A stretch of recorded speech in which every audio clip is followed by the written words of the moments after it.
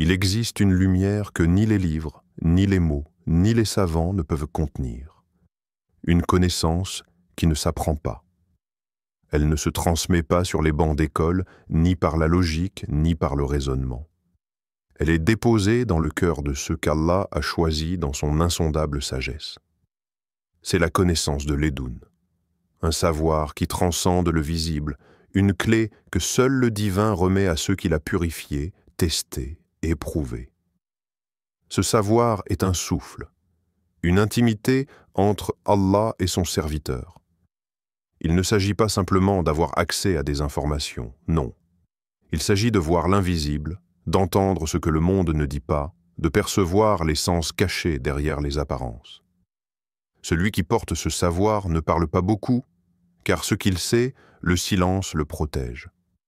Il comprend les mystères du passé, les secrets du présent et parfois même les éclats de l'avenir. Dans la sourate Al-Kahf, Allah parle de ce serviteur singulier. Ils trouvèrent l'un de nos serviteurs à qui nous avions accordé une miséricorde de notre part et à qui nous avions enseigné une science émanant de nous. Sourate Al-Kahf, verset 65. Cette science ne peut être désirée sans qu'elle te désire en retour. Ce n'est pas toi qui la cherches, c'est elle qui vient à toi, si ton cœur est devenu un miroir sans poussière, un temple vidé de l'ego. Car ce savoir est une lumière, et la lumière ne s'installe que là où il n'y a plus d'ombre.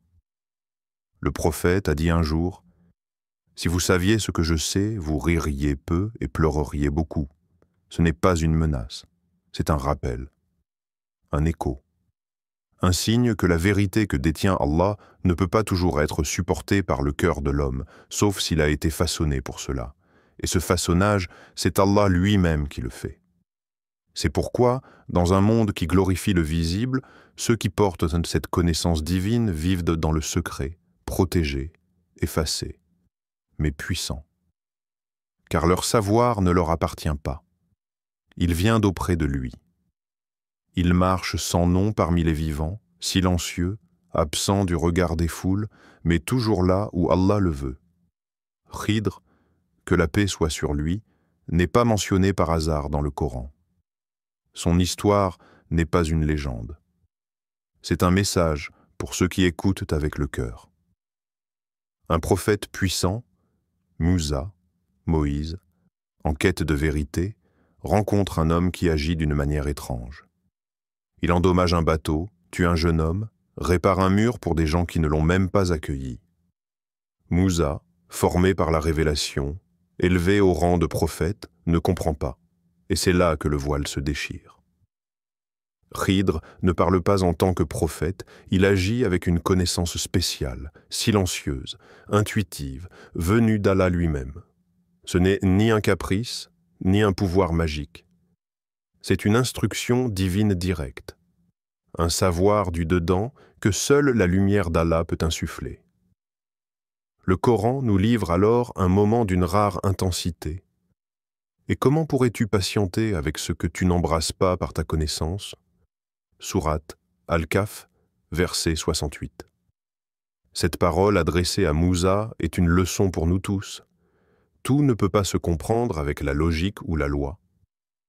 Il existe des vérités que seule la présence divine peut révéler. Des événements qui, en surface, paraissent injustes, mais qui, dans le regard de Khidr, sont des actes de pure miséricorde. Khidr est le miroir de cette science divine. Il n'a pas été envoyé pour prêcher ou diriger une communauté. Il n'a pas de mission publique. Son seul rôle est d'agir au moment exact avec la permission d'Allah. Il est la preuve vivante que la connaissance de l'Edoun dépasse même celle des prophètes en matière de perception du temps, des causes cachées et des décrets invisibles. Dans ce récit, Allah nous enseigne l'humilité. Même les plus grands parmi les hommes doivent parfois s'incliner devant un savoir qui les dépasse. Khidr ne donne pas de réponse. Il fait voir ce que les yeux ne voient pas, ne voient pas. Il est une énigme volontaire, un rappel que ce monde ne se résume pas à ce qu'il montre et que derrière chaque événement se cache une sagesse qu'Allah seul détient. Il y a des océans que la parole humaine ne peut pas contenir, des profondeurs si vastes qu'aucune pensée n'ose y plonger. La science de Ledun ne se limite pas à une vérité ou une révélation unique. Elle est stratifiée, infiniment nuancée, comme des cieux superposés, chacun cachant une sagesse plus fine que la précédente. Selon Sayyid Abdul Hakim Arwasi, cette science mystérieuse possède 72 niveaux. Chacun d'eux est un voile levé, un degré de proximité avec le divin, un éclair dans l'obscurité de ce monde matériel. Et pourtant, au premier niveau seulement, les signes de cette science défient notre réalité. Le cœur qui en est porteur peut, par la volonté d'Allah, compter les feuilles d'un arbre sans les toucher, connaître le nombre de gouttes d'eau dans les mers, ou dénombrer les grains de sable dans un désert silencieux. Ce n'est pas de la voyance, ce n'est pas de la devinette. C'est la perception pure, offerte par celui qui voit tout, entend tout, sait tout. Le Coran dit « Et sur toute personne détenant un savoir, il y aura toujours un plus savant qu'elle. » Sourate Yusuf, verset 76. Ce savoir ne peut donc jamais être possédé dans son entièreté. Même celui qui a bu à la source n'a pris qu'une goutte. Les 72 niveaux ne sont pas une hiérarchie d'orgueil, mais un escalier d'humilité. Plus on monte, plus on réalise que l'on ne sait rien, sauf ce qu'Allah a permis. Et si Allah le veut, un seul souffle suffit pour traverser tous ces niveaux, car il n'est pas soumis à la logique des hommes. Il donne à qui il veut, sans compte à rendre. Le porteur de cette science devient un miroir de l'ordre divin. Il voit les interconnexions, lit les signes dans le vent, entend les conversations du silence. Il marche dans le monde comme les autres, mais son regard est ailleurs. Il ne juge pas selon les apparences. Il voit les causes derrière les effets. Ainsi, la connaissance de Ledun n'est pas une accumulation, mais une dissolution du soi dans la lumière de celui qui sait. Il y a des instants où le temps s'arrête, où les lois du monde si rigides se courbent dans le silence, où l'invisible traverse le voile et se laisse voir par les cœurs éveillés. Ce sont les miracles, non pas des spectacles, mais des signes du réel derrière le réel, des éclats de la science de Ledun qui se manifestent là, juste sous nos yeux. Quand le trône de la reine de Saba fut déplacé en un clin d'œil, ce ne fut pas l'œuvre d'un sorcier ni d'un savant, mais d'un homme parmi les fidèles à qui Allah avait accordé un savoir venant de lui. Le Coran rapporte « Celui qui avait une science du livre dit « Je te l'apporterai avant que ton regard ne revienne vers toi. » Et quand Salomon vit le trône placé devant lui, il dit « Cela est de la grâce de mon Seigneur. » Sourate An-Naml, verset 40. Un seul regard, une seule respiration, et ce qui paraissait impossible devint réel. Ce miracle n'était pas un acte isolé. C'est la continuité d'un savoir sacré, celui que possèdent les serviteurs à qui Allah révèle ses secrets. Mariam, la mère de Issa, Jésus, reçut chaque jour de la nourriture venue du ciel, alors qu'aucune main humaine ne la nourrissait. Les compagnons de la caverne dormirent 3 siècles sans que leur corps ne se décompose, protégés par la volonté divine. Et ce poisson, qui s'échappa du sac de Musa, reprenant miraculeusement vie pour plonger dans la mer. Un simple détail aux yeux des ignorants, mais un événement sacré dans le regard de ceux qui savent. Tous ces récits ne sont pas des contes. Ils sont des fenêtres, des ouvertures sur ce que la science de Ledun permet à celui qui a été choisi. Pas pour impressionner, pas pour dominer, mais pour témoigner de la proximité d'Allah, pour rappeler que le monde n'est pas régi uniquement par des lois physiques, mais aussi par la volonté suprême du Créateur. Ceux qui portent cette lumière ne cherchent pas à convaincre. Ils marchent dans la discrétion, car les miracles sont pour les cœurs sincères, pas pour les foules curieuses.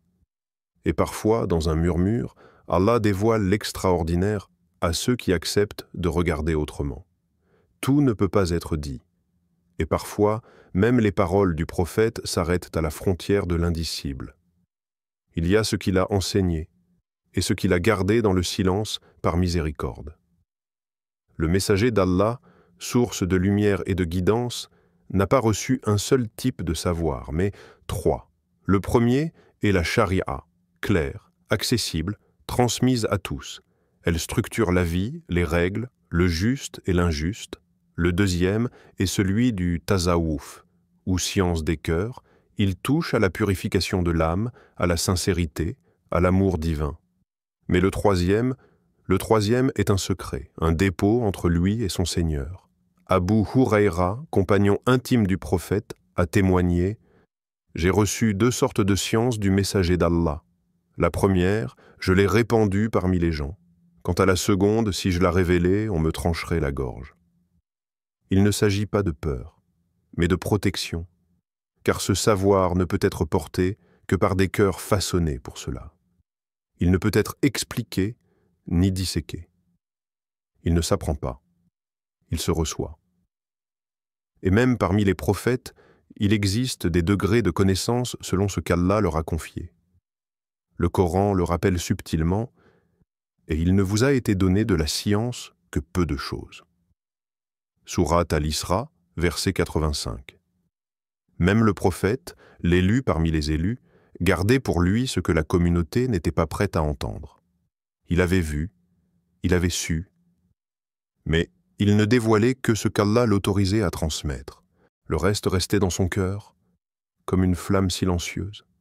Ce troisième savoir est l'écho du ilm al-ladunni, un savoir non partagé, non public, trop lumineux pour les yeux terrestres, trop vaste pour nos mots, et pourtant sa trace existe, dans les regards profonds, dans les silences du prophète, dans les larmes des compagnons lorsqu'ils parlaient de l'invisible. Ce savoir est une épreuve, mais aussi un honneur. Et s'il est caché, c'est peut-être pour nous rappeler que le silence d'un prophète contient parfois plus que ses paroles. Il fut un temps où les cœurs savaient encore entendre l'invisible, où les miracles n'étaient pas questionnés mais contemplés, où les hommes reconnaissaient dans un regard ou dans un souffle la trace de l'éternité. Mais ce temps semble lointain. Aujourd'hui, dans un monde saturé d'écrans, d'algorithmes, de certitudes froides, le mystère fait peur. On ne croit plus ce qu'on ne peut pas mesurer, on ne sent plus ce qu'on ne peut pas prouver, et pire encore, on se moque de ceux qui osent encore croire, ce que les awliya, les saints d'Allah, manifestaient jadis, des guérisons soudaines, des paroles prophétiques, des perceptions invisibles, et maintenant niées, ridiculisées ou reléguées au folklore. On appelle légende ce que le Coran appelle signe. On appelle coïncidence ce que les anciens reconnaissaient comme miracle discret. Le prophète l'avait pourtant annoncé, viendra un temps où tenir sa religion sera comme tenir une braise dans sa main. Et dans le Coran, Allah ne laisse aucun doute. Ceux qui ne croient pas, ne croient pas au monde invisible, sont voués à la perdition. Sourate Al-Baqarah, verset 3, sans se rapprocher. Le ilm al-laduni, cette science intérieure, s'est faite rare, non pas parce qu'Allah ne la donne plus, mais parce que nous n'avons plus de récipient pour la recevoir. Le cœur moderne est bruyant, agité, pressé. Il veut tout comprendre, tout expliquer. Mais la lumière divine ne descend que là où il y a silence, pureté, disponibilité. Et à force de tout vouloir rationaliser, nous avons fermé les portes du mystère. Nous avons remplacé les awliya par les influenceurs, les versets par des slogans, et les miracles par des statistiques. Mais tout n'est pas perdu. Car le savoir caché ne disparaît jamais, il se retire.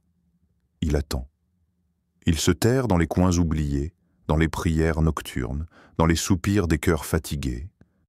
Et parfois, il réapparaît là où on ne l'attend pas. Dans un regard, dans une rencontre, dans une nuit pleine de silence. Il suffit d'un cœur vrai pour que la lumière du Leduni trouve à nouveau un refuge. Il y a des secrets que les livres ne peuvent contenir, des vérités que la langue ne peut exprimer, des lumières que seul le cœur purifié peut porter. Le ilm al-ladunni, Cette science du dedans, ce savoir infusé par Allah, n'est pas un titre, ni un mérite, ni une récompense. C'est un dépôt sacré, un souffle de lumière déposé dans les poitrines de ceux qui se sont entièrement remis à leur Seigneur. Un hadith nous le rappelle avec simplicité et majesté. Le ilm al-ladunni est un secret divin qu'Allah place dans le cœur de ses serviteurs pieux, pas dans tous les saints, pas dans tous les érudits, mais dans ceux dont le cœur est devenu un miroir, transparent, vierge, libre des chaînes de l'ego, du regard des autres, des attachements terrestres. Car ce savoir ne se partage pas, il se vit, il transforme. Celui qui le reçoit ne devient pas un sage flamboyant, mais un serviteur discret, un homme effacé, un cœur habité. Il ne cherche pas à convaincre, encore moins à impressionner. Il écoute le monde comme on écoute le Coran. Il lit dans les événements comme on lit dans la révélation. Il discernait ce que d'autres ne voyaient même pas exister. Le Coran évoque cet état, cette grâce, cette élévation intérieure. Et craignez Allah. Allah vous enseigne. Et Allah est omniscient. Sourate Al-Baqarah, verset 282. Ce verset contient tout, la crainte révérentielle, la lumière de l'enseignement et la sagesse infinie du donateur. Le ilm al-ladunni ne surgit pas dans le tumulte. Il ne naît pas dans les débats. Il descend dans le silence des prosternations, dans les larmes versées en secret, dans le contentement face à la volonté divine. Il est comme une perle que l'on garde au fond du cœur. Une intimité avec Allah que rien ne peut troubler. Et parfois, sans bruit, il change une vie, un regard, un destin. Parce que lorsqu'Allah choisit de te faire goûter à sa lumière, aucun voile ne peut plus t'en détourner.